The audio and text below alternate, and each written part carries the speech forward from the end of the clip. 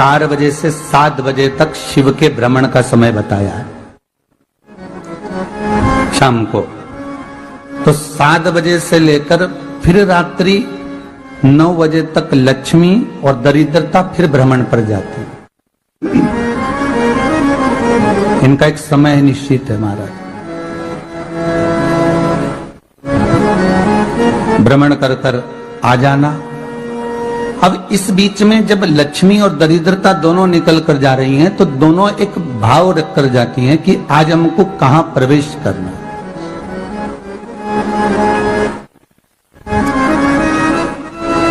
आज हमें किस जगह पर प्रवेश करना है, आज हमें कहां पहुंचना है, आज हमें किस जगह जाना है। और जिस नगर में जिस मार्ग से लक्ष्मी और दरिद्रता निकल कर जाती है, ये दोनों का जब निकलना होता है, इनको स्थान दिया गया जहां पर स्वच्छता हो, घर के दरवाजे पर रंगोली डली हुई हो, द्वार पर जल छीटा गया हो। महाराज उस द्वार पर लक्ष्मी प्रवेश करती है तो दरिद्रता भी जाने लगती है अंदर। जब दरिद्रता अंदर जाने लगती है तो लक्ष्मी उसको रोक देती है, पहले मैं देखकर आती हूं कि तेरे लिए स्थान है कि नहीं, तू यहां रुक।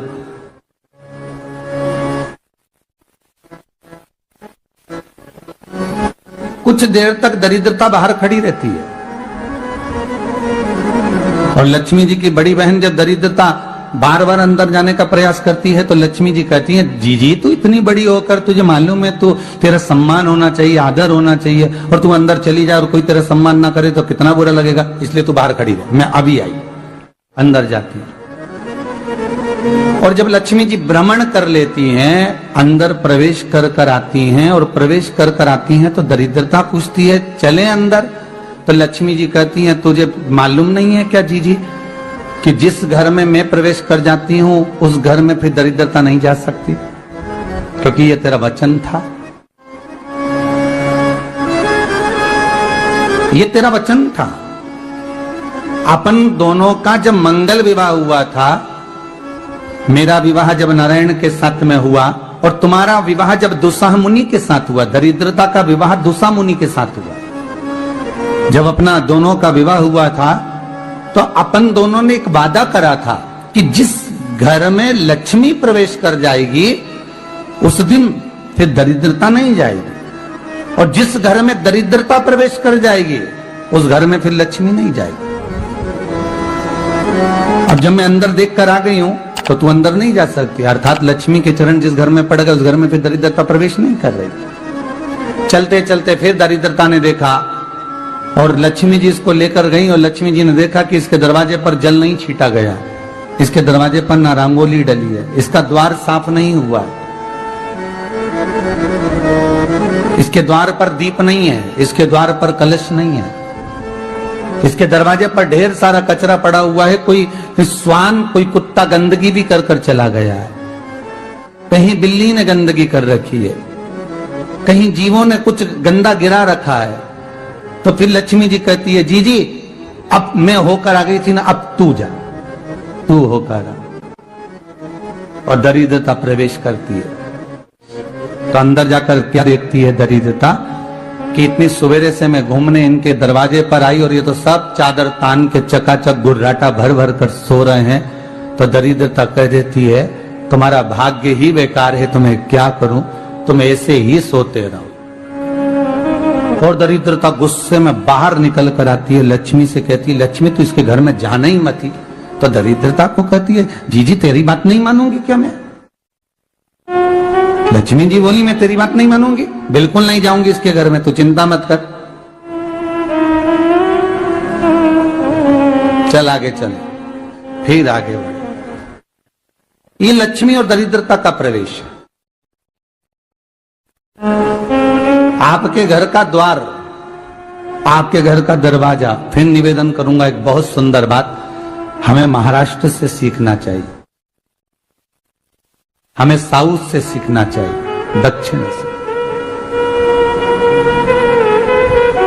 जिस समय पर भक्ति देवी यमुना जी के घाट पर रो रही थी अपने पुत्र ज्ञान और वैराग्य को गोदी में लेकर समय देव ऋषि नारद ने प्रश्न किया था कि तुम कहां पर पोषित हुई हो, तुम्हें ऊर्जा कहां से प्राप्त हुई? तो कहा मैं गुजरात से तो चली हूं। और वहां से चलती चलती भक्ति देवी कहती है मैं बहुत दुखी होकर, बूढ़ी होकर, द्रवित होकर, बड़ी दुख में वहां से चलते चलते जब मैं महाराष्ट्र में पहुंची तो मैंने वहां जाकर देखा कि वहां पर लोग हर पल हर घड़ी ब्रह्म मुहूर्त में उठकर स्मरण करते हैं, नाम जाप करते हैं और दरवाजे पर जल छीट कर रंगोली डालते हैं। तो कह रही है कि वहां पर मैं थोड़ी अवस्थावान होने लगी, वहां मुझे अच्छा लगने लगा। फिर जब मैं और आगे पड़ी, दक्षिण में जब पहुंची, वहां पर जाकर मैंने देखा कि सुबह से उठकर मंगलाचरण, मंगला स्तोत्र और वेदों की ध्वनि होने लगी। वहां पर मैं और आनंदित हो गई। हमें कुछ चीजें महाराष्ट्र से सीखना चाहिए कि वहां रहने वाले जो भगत हैं, वारकरी संप्रदाय के जो भक्त होते हैं, वैष्णव जो धर्म के भक्त होते हैं, उनका नियम है सवेरे के समय घर में पानी है कि नहीं है, पर जब भी वो घर का दरवाजे के बाहर थोड़ा ना थोड़ा पानी तो छींट ही देते हैं। और छींटने के बाद फिर वहां पर अपने यहाँ तो दिवाली पे रंगोली बनती है जी, और वहां पर रोज की रंगोली बन जाती है कि कभी हो सकता है परमात्मा राह भूल कर हमारे घर में प्रवेश कर जाए, इसलिए वहां प्रतिदिन की रंगोली, प्रतिदिन।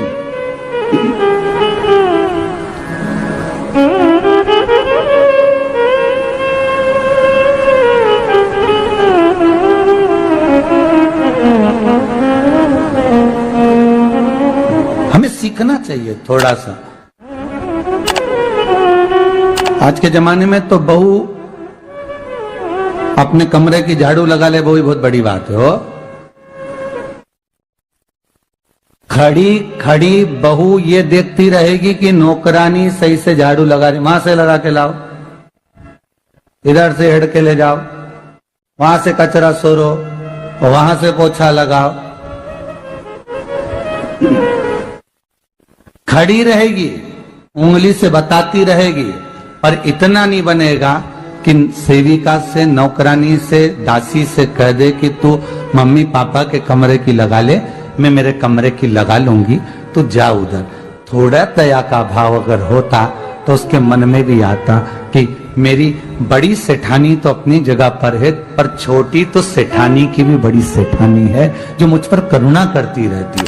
पर बड़ी तो कहे कि बेटा रहने दे, तू उधर ले जा, जब भाभी के कमरे में देख ले जा। उसके बच्चों का बड़ा फैलारा रहता ना, तू उधर देख ले जा, तो जरा उधर, मां उधर भेज रही है।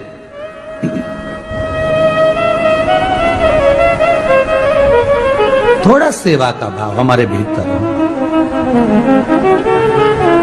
और एक निवेदन तो हमेशा करा है और अब आज भी करता हूं, पूरे घर की सफाई करवाओ, पूरे घर में तुम पोछा झाड़ू जो चाहे करवाओ, मना नहीं है। पर एक निवेदन है, रसोई घर के अंदर बहू और बेटी ही जाकर भोजन बनाए तो अन्नपूर्णा सदा कृपा करती है महाराज। बहू और बेटी ही।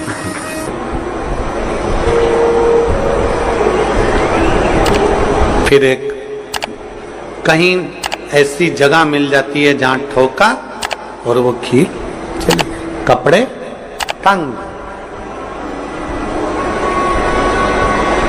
बार बार प्रयास करा, हिम्मत नहीं आ रही। आपने कहा कि कपड़े तो टांगना है, कील तो ठोकना पड़े।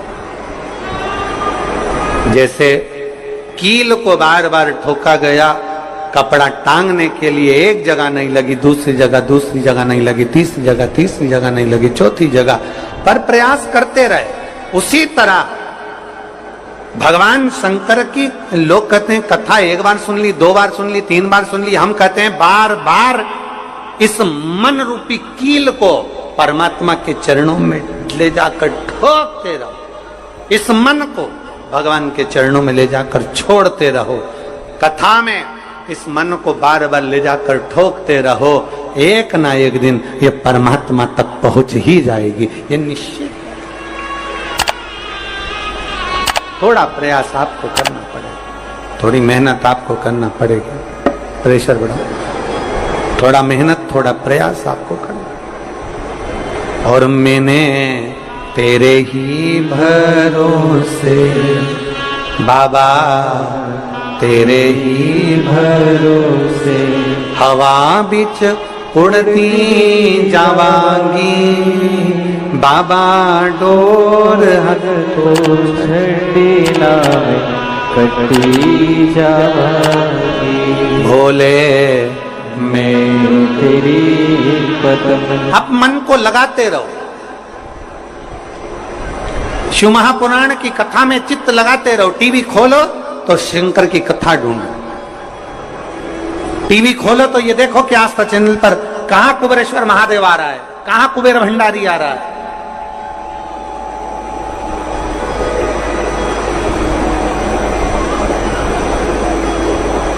मन को इधर उधर ना मोड़ो। जैसे एक व्यक्ति ने अपनी गाड़ी से 25 लोगों को उड़ा दिया। अब एक व्यक्ति ने 25 लोगों को उड़ा दिया तो उसको ले जाके पुलिस वालों ने जज के सामने खड़ा कर। जज ने पूछा, तुम्हारे ऊपर इल्जाम लगा है तुमने 25 लोगों को उड़ाया। जी हुजूर। सफाई में कुछ कहना चाहते हो, सफाई देना चाहते हो? उसने कहा, हुजूर मैं गाड़ी चला रहा था, मेरा ब्रेक फेल हो गया था, तो एक तरफ 2 लोग जा रहे थे, एक तरफ पूरी बारात जा रही थी। अब आप बताओ हुजूर, जज साहब, मुझे गाड़ी का हैंडल कहां घुमाना था? जज साहब ने कहा, 25 लोगों से तो अच्छा था कि 2 लोगों पर गाड़ी चढ़ाता, 2 लोगों को उड़ा देता, पर 25 क्यों उड़ाए तूने? जज साहब आप बिल्कुल सत्य कह रहे हो, मैंने अपना हैंडल 2 लोगों की ओर ही घुमाया था, पर वो बारात में घुस गए थे।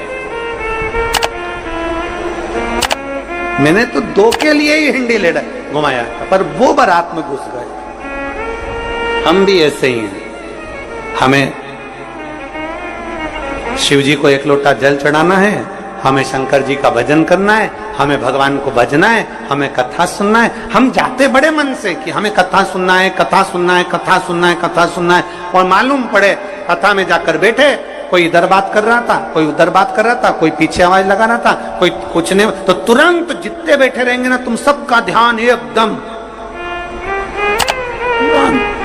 उसी जगह पर मन जाएगा कि कौन ने क्या बोला, कौन ने क्या करा। अरे भाई, तुम आए कहां पर हो? भगवान शिव की कथा को सुनने के लिए। तुम आए कहां पर हो? शंकर को अपने दिल में बिठाने के लिए। तुम आए कहां पर हो? शिव तत्व को जानने के लिए।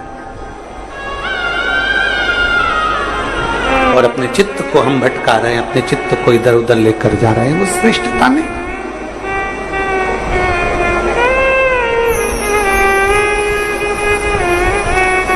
जिस समय पर ब्रह्मा जी ने सृष्टि की रचना करी,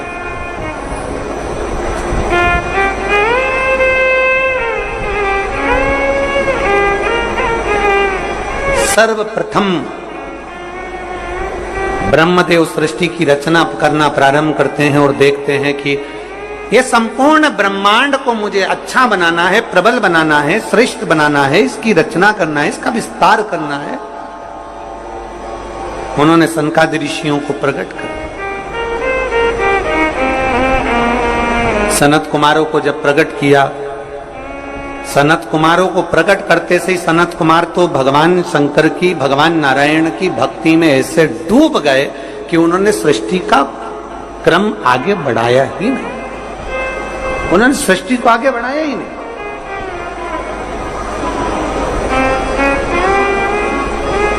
अब ब्रह्मा जी के मन में बड़ा दुख हुआ, ब्रह्मदेव के हृदय में बड़ा दुख हुआ ब्रह्मा जी को। ब्रह्मा जी भगवान नारायण के पास में गए और नारायण के पास में जाकर उन्होंने हाथ जोड़कर निवेदन करा। ब्रह्मा जी बोले हैं, नारायण, मैंने सृष्टि का खंड आगे बढ़ाने के लिए सनकादि ऋषियों को प्रकट किया, मैंने सृष्टि को आगे बढ़ाने के लिए सनकादि ऋषियों को मार्गदर्शन किया, पर ये सनकादि ऋषि तो भगवान की भक्ति में डूब गए, आपके भजन में डूब गए, ये तो कोई सृष्टि को आगे बढ़ाते नहीं है। करूं तो करूं क्या, सृष्टि कैसे बढ़ाई जाए, अब ये मुझे आप बताओ।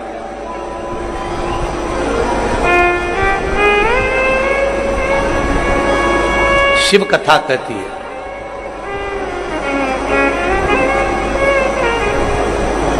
जब आपको लगने लगे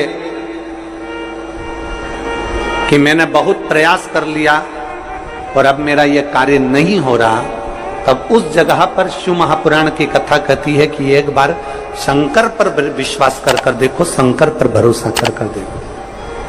एक पत्र है,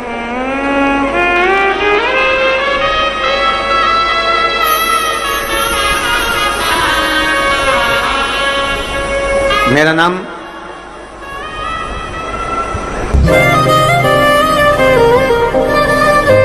जागृत साधु है,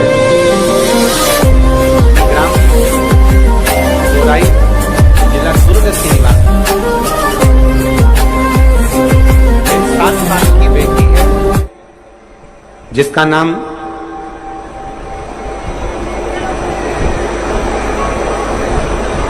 नीला है। 7 वर्ष की बेटी है।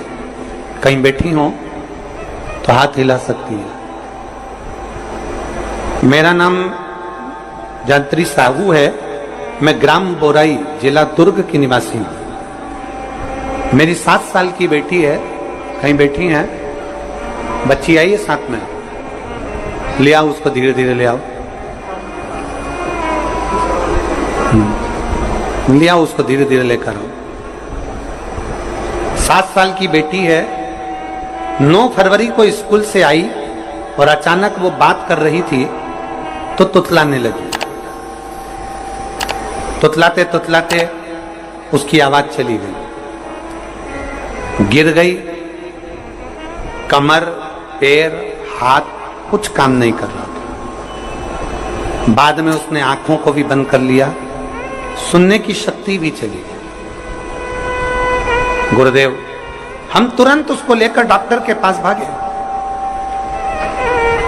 जब डॉक्टर के पास गए तो डॉक्टर ने जब जांचें करना प्रारंभ करा और जांच करते करते करते करते मालूम पड़ा कि इसको एक बीमारी हो गई है जो 2 लाख बच्चों में एक बच्चे में होती है, जिसका नाम GBS है। जिस बीमारी के अंतर्गत शरीर के, गला पकड़ रहा है भाई, जिस बीमारी के अंतर्गत शरीर के एक एक अंग बंद होते चले जाते हैं, उसकी नसें चोक होती चली जाती हैं।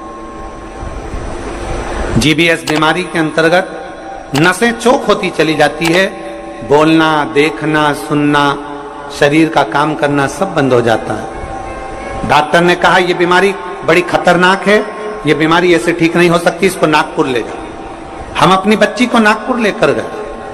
नागपुर में उसका इलाज चालू हुआ। इलाज करवाते करवाते करवाते करवाते 10 दिन हो गए, 15 दिन हो गए, पर बच्ची को होश नहीं आया, वेंटिलेटर पर पड़ी रही। ना बोल पाती, ना चल पाती, ना देख पाती, ना सुन पाती। तब किसी ने कहा कि सीहोर वाला महाराज कथा कहता है, उस कथा को एक बार इस बच्ची के कानों में सुनाना प्रारंभ करो। डॉक्टर तो अनुमति नहीं दे रहे थे, पर हमने डॉक्टरों से बोलकर बच्ची के कानों में हेडफोन लगा के कथा कहना प्रारंभ किया। शिव मंदिर जाकर बेलपत्र लाते, उसके पलंग पर रख देते, थोड़ा सा जल लाकर उसके होठों पर लगा देते। 21 दिन निकल गए पर बेटी होश में नहीं आई। 21 दिन तक होश में नहीं आई। धीरे धीरे धीरे धीरे धीरे धीरे डॉक्टर ने कह दिया इसका शरीर ठीक नहीं है, ये GBS बीमारी